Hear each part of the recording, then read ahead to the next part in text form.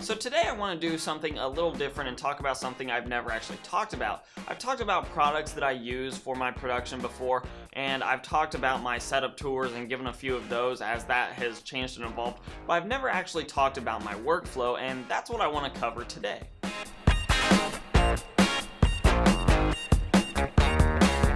Now, my workflow used to be very simplistic because I would just record on a 1080p 30 FPS camera, which is my Canon 70D. I put it on my computer, edit the video, edit a thumbnail, edit the description, and then upload all that. But now I'm spending time at two different places. So on the weekends, I'm here where my main system is and where my studio is. And I can record my videos over the weekend, but then I often edit those through the week, and that's just more out of time conservation, and I just don't have all the time in the world on the weekend to dedicate to YouTube. That being said, my workflow does start with the Canon 70D that is being used to record this right now, as well as the microphone attached to it. Obviously, I use those for the vast majority of my videos. Every once in a while, I do pull out my Pixel XL to record something on the go, like a vlog or something like that, but largely the 70D is really what I'm using for the vast majority of the video that you see on the channel. And of course, once the video is actually on the SD card inside the camera,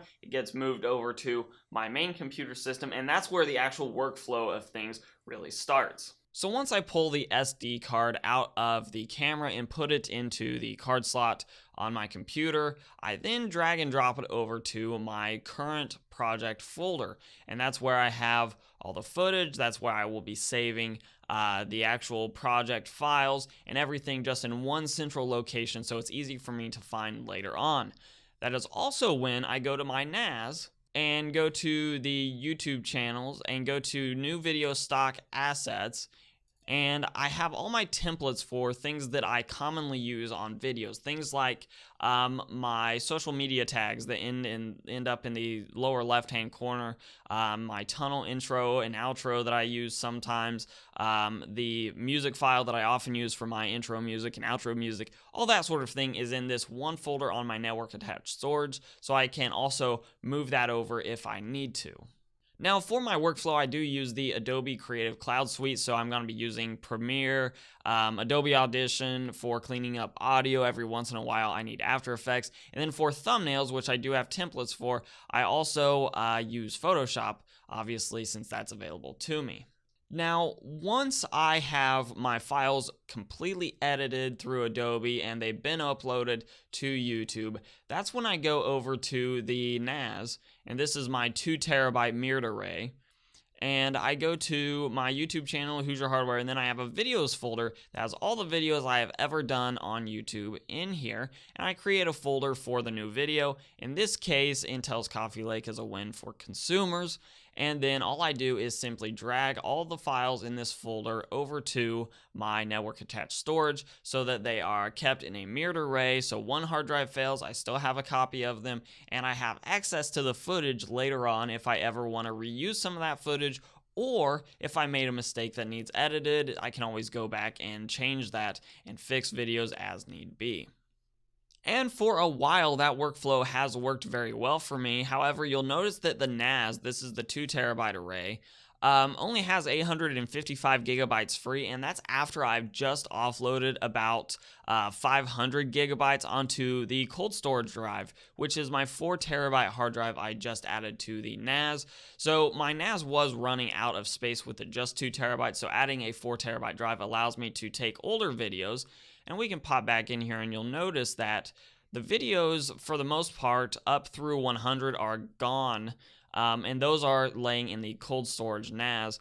And that's just a way for me to open up more free space on my safer drives, because these ones, again, are mirrored. So I need to open up a little bit more space on those, and adding that 4 terabyte drive does allow me to open up more free space on those mirrored drives. But since I am not here full time now, I do have to develop a workflow that also allows me to take things on the go, and that's where this 1 terabyte external hard drive comes in play. A lot of the time now I'm recording on the weekend, but not necessarily editing everything on the weekend. So when I need to take something with me and take it to my Ryzen 1600 build, which is my secondary PC that handles editing when I'm not here, I just plop it onto this 1 terabyte external hard drive and take it with me. And you'll notice I also have my Hoosier Hardware Assets folder there, and that's so I still have access to my templates that I use, the music that I use in my videos, and that sort of thing. So none of the production quality should fall any as a result. I still have everything with me. I just have to take it with me on the go. But regardless, the way that works is very similar. I put the videos in their respective folders on the external hard drive. I will take them with me and edit them elsewhere. I end up with a lot of files per folder. And then when I get back on the weekends to my main rig, which also has the NAS in the same place, that's when I re-offload these files back onto the NAS so that they are in safekeeping, which I will sort of actually go ahead and do right about now. Now, obviously, it's a little bit of a headache to have to wait on all the files to go onto the hard drive in the first place, but then back off of it when they're done editing. But I mean, realistically, I can just get up and go make like a sandwich and eat some food or burn some time elsewhere. You know, do something else. I don't have to just sit here and wait the 10 minutes that it takes to offload 20 gigabytes of data. But yeah, that's my basic workflow for this YouTube channel. Obviously, as it grows and evolves, that may change. One of the things I've noticed over time is that my file sizes are much larger now, largely because I'm doing higher quality content than I was at the very beginning of the channel, which often used something like a OBS to capture the C920, which resulted in smaller file sizes and allowed me to more efficiently store things. But now with working with Adobe and having larger file sizes in general and more video to put onto the NAS, I need a little bit more space. And if I continue to grow, that may eventually evolve into a more robust network attached storage solution than I currently have. But for now, that's my workflow and it works just fine for me. So hopefully all that gives you a little bit of an insight as to what goes on behind the scenes here at Hoosier Hardware and what I'm doing to get videos edited and then put up onto YouTube for hopefully for your viewing delight. But I am curious about those of you that are content creators. Let me know about your workflow in the comments down below.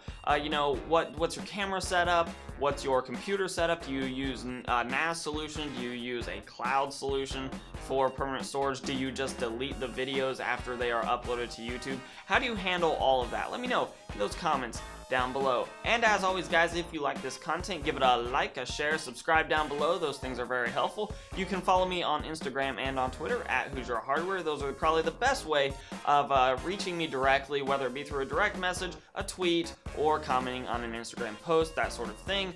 And as always, I'll let YouTube queue up a couple more videos over here from my channel for you to watch. I'm Shane with Hoosier Hardware, and I'll see you guys in the next video.